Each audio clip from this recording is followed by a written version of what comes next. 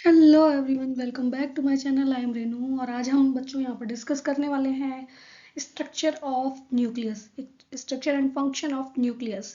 जैसा कि आप सब लोग जानते हैं, सेल का जो मिडिल वाला पार्ट होता है वहाँ पर एक राउंड स्फेरिकल बॉडी आपको दिखाई देती है और वो उसको हम न्यूक्लियस कहते हैं। यहाँ आप सेल का एक स्ट्रक्चर देख रहे हैं। यहाँ मिडिल में जो ये स्ट्रक्चर आपको दिखाई दे रहा है, this one round spherical body, जो कि सबसे बड़ा एक पार्ट है सेल का, उसको हम न्यूक्लियस कहते हैं। और इससे पहले वाले वीडियो में हम cell membrane, cell wall and cytoplasm के बारे में डिस्कस कर चुके हैं। आज हम डिस्कस करेंगे structure and function of nucleus. So let's we start. सबसे पहले हम बात करते हैं कि न्यूक्लियस को डिस्कवर किसने किया था। तो Robert Brown in 1831, Robert Brown ने न्यूक्लियस को डिस्कवर किया। And nucleus is found in eukaryotic cells. Eukaryotic cells are well developed cells. उनके अंदर वेल डेवलप्ड न्यूक्लियस प्रेजेंट होता है। ये एक large spherical centrally located body है जो कि सेल्स के बिल्कुल मिडिल में प्रेजेंट होता है। बहुत काफ़ी बड़ा होता है and it is covered by double membrane. Double membrane से कवर्ड होता है। ये जो दो मेम्ब्रेन होती हैं ये क्या कहलाती हैं? न्यूक्लियर मैम एनवरप कहलाती हैं। ठीक है, आउटर कवरिंग को हम कहते हैं outer membrane and inner covering को हम कहते हैं इनर मेम्ब्रेन। तो दो इसकी कवरिंग हो गई। इसके बाद ये जो कवर है ये साइटोप्लाज्म और न्यूक्लियोप्लाज्म को सेपरेट करता है। यानी कि जो फ्लूइड न्यूक्लियस के अंदर फील्ड है और जो फ्लूइड किसके अंदर फील्ड है, सेल के अंदर फील्ड है, उनको सेपरेट करने वाली जो स्ट्रक्चर होती है उसको हम क्या कहते हैं? उसको हम कहते हैं न्यूक्लियर एनवलप। देखिए, अगर हम इसको इस तरह से ड्रॉ करें एक सेल का स्ट्रक्चर, तो यहाँ पर ये जो पार्ट होगा आपको दिखाई दे रहा है, ये वाला सारा पार्ट क्या होगा? साइटोप्लाज्म वाला पार्ट होगा। तो साइटोप्लाज्म एंड ये जो न्यूक्लियस के अंदर फिल पार्ट होता है इसको हम कहते हैं न्यूक्लियोप्लाज्म। तो साइटोप्लाज्म और न्यूक्लियोप्लाज्म को सेपरेट करने वाली जो मेम्ब्रेन होती है उसको हम क्या कहते हैं? न्यूक्लियर मेम्ब्रेन कहते हैं। ठीक है, nuclear membrane double membranous structure होती है। दो मेम्ब्रेन्स होती हैं, एक आउटर मेम्ब्रेन एंड एक इनर मेम्ब्रेन। इनके बीच में छोटे छोटे पोर्स आपको दिखाई दे रहे हैं। ये पोर्स कहलाते हैं न्यूक्लियोपोर्स। देखिए यहाँ पर अगर आप देखें स्ट्रक्चर में बीच बीच में ये छोटे गैप आपको दिखाई देते हैं, यानी कि पूरा जो न्यूक्लियर एनवेलप है या जो मेम्ब्रेन है वो बीच बीच में से क्या है, उसके बीच में गैप हैं, स्मॉल गैप्स हैं। उन गैप्स को हम पोर्स कहते हैं और उनको न्यूक्लियर पोर के नाम से जाना जाता है। क्योंकि न्यूक्लियर मेम्ब्रेन में है इसलिए इनको न्यूक्लियर पोर्स कहते हैं। न्यूक्लियर पोर के थ्रू साइटोप्लाज्म और न्यूक्लियोप्लाज्म के बीच में कनेक्शन होता है। यानी यहाँ पर मटेरियल इन एंड आउट, अंदर जा सकते हैं और वहां से बाहर आ सकते हैं। यानी कि साइटोप्लाज्म और न्यूक्लियोप्लाज्म आपस में कनेक्ट रहते हैं through the nuclear pores. Next हम बात कर रहे हैं बच्चों यहाँ पर जो फ्लूइड इसके अंदर फिल है। जो भी फ्लूइड इस न्यूक्लियस के अंदर, यहाँ तो बाहर तो साइटोप्लाज्म होता है तो आपको मालूम ही है। न्यूक्लियस के अंदर जो फ्लूइड प्रेजेंट होता है वो भी एक जेली लाइक सब्सटेंस होता है और उसको हम कहते हैं न्यूक्लियोप्लाज्म। क्योंकि न्यूक्लियस से रिलेटेड है तो सारी टर्म्स जो होंगी वो न्यूक्लियस से रिलेटेड होंगी।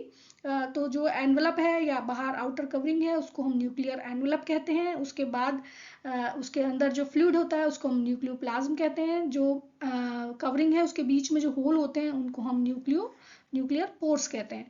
तो इस तरह से ये जो टर्म्स हैं वो सारी की सारी न्यूक्लियस से रिलेटेड है। तो इनमें nuclear envelope, nucleoplasm, nuclear pores इस तरह से हम रखते हैं।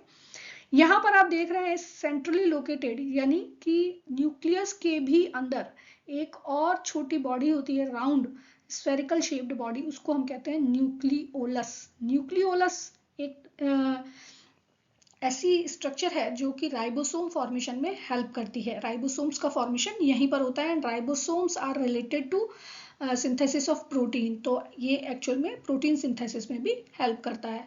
इसके बाद आपको बच्चों यहाँ पर एक स्ट्रक्चर दिखाई दे रही है जो कि बहुत ये ज़्यादा कॉइल्ड है। ये स्ट्रक्चर जो इसके अंदर आपको दिखाई दे रही है न्यूक्लियस के अंदर, इसको हम क्या कहते हैं? इसको हम कहते हैं क्रोमेटिन मटेरियल। क्या कहलाता है? क्रोमेटिन मटेरियल कहलाता है। एंड ये जो क्रोमेटिन मटेरियल है या थ्रेड लाइक जो स्ट्रक्चर आपको इसके अंदर दिखा हो रहा है उलझे हुए धागे जैसा, ये क्रोमेटिन मटेरियल डीएनए से बना हुआ होता है। एंड साथ में हिस्टोन प्रोटीन, जो प्रोटीन है वो हिस्टोन प्रोटीन कहलाती है। डीएनए की फुल फॉर्म आपको मालूम है, डीऑक्सीराइबोन्यूक्लिक एसिड। एंड जो आपके ये जो थ्रेड लाइक स्ट्रक्चर है ये क्रोमोसोम्स में कन्वर्ट हो जाते हैं जब सेल डिवीजन होता है। एंड क्रोमोसोम्स जो होते हैं लिविंग ऑर्गेनिजम्स के लिए बहुत इंपॉर्टेंट होते हैं, क्योंकि क्रोमोसोम्स हेरिडिटरी इंफॉर्मेशन इनके अंदर स्टोर रहती है, जिसको ये सेल टू सेल यानी एक जनरेशन से नेक्स्ट जनरेशन में ट्रांसफर करते हैं। तो ये जो इंफॉर्मेशन है वो जीन्स के रूप में यहाँ पर स्टोर होती है डीएनए के फॉर्म में। तो इस तरह से आप कह सकते हैं कि जो क्रोमेटिन मटेरियल है it is condensed to form chromosomes at the time of cell division. Cell division के टाइम पर ये क्रोमोसोम्स में कन्वर्ट हो जाता है और जो भी इंफॉर्मेशन इसके अंदर होती है वो नेक्स्ट जनरेशन में ट्रांसफर कर दी जाती है। ये तो इस तरह से स्ट्रक्चर है। अब इसके बाद डिस्कस करने वाले हैं यहाँ पर फंक्शंस ऑफ न्यूक्लियस क्या होते हैं। तो देखिए एक्चुअल में न्यूक्लियस जो होता है वो हेड ऑफ द सेल होता है, या आप कह सकते हैं कि सेल को कंट्रोल करने वाला जो पार्ट है वो न्यूक्लियस होता है। जस्ट लाइक आप कह सकते हैं कि योर स्कूल प्रिंसिपल, जो कि आपके पूरे स्कूल की एक्टिविटीज़ को गवर्न करती हैं। तो इसी तरह से आप ये कह सकते हैं जितने भी एक्टिविटीज़ होती हैं वो सारी एक्टिविटीज़ को कंट्रोल करने का काम कौन करता है, न्यूक्लियस करता है। तो nucleus is the control centre of cell. Nucleus control centre होता है सेल का and it control all the metabolic activities of the cell. Cell के अंदर जितनी भी रिएक्शंस होती हैं, जितनी भी एक्टिविटीज होती हैं, उन सब को कंट्रोल करने का काम करता है न्यूक्लियस। तो it is very very important part, यानी बहुत ही ज़्यादा इंपॉर्टेंट पार्ट है। अगर किसी सेल का न्यूक्लियस डैमेज हो जाएगा तो वो सेल मर जाएगी। ठीक है, ये आपको ध्यान याद रखना है कि अगर सेल का न्यूक्लियस डैमेज हो जाता है या डाई हो जाता है तो वो सेल भी मर जाती है।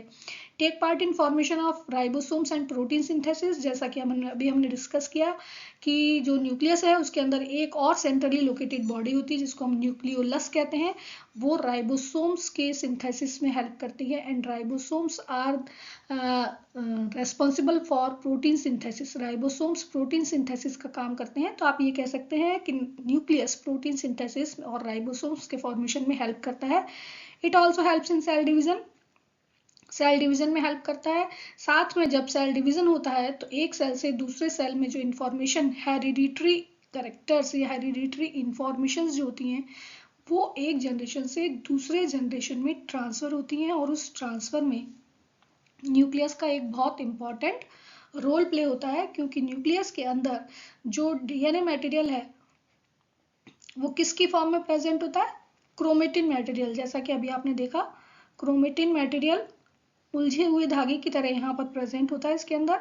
And at the time of cell division ये जो स्ट्रक्चर है ये किस में कन्वर्ट हो जाती है, क्रोमोसोम्स में कन्वर्ट हो जाती है। क्रोमोसोम्स डीएनए के बने हुए होते हैं एंड डीएनए इनके ऊपर जीन्स लोकेटेड होते हैं जो कि डीएनए के बने हुए होते हैं और वो ट्रांसफर होता है डीएनए एक जनरेशन से नेक्स्ट जनरेशन में। तो हम ये कह सकते हैं कि जो न्यूक्लियस है वो हेरिडिटरी कैरेक्टर्स को एक जनरेशन से दूसरे जनरेशन में ट्रांसफर करने में हेल्प करता है। So it is very very important part of cell. और नेक्स्ट वीडियो में हम बच्चों डिस्कस करेंगे डिफरेंट सेल ऑर्गेनेलीज जो कि साइटोप्लाज्म के अंदर प्रेजेंट होते हैं, सेल की डिफरेंट एक्टिविटीज को कंट्रोल करते हैं। So thanks for watching this video and subscribe and share and comment. Thanks for watching.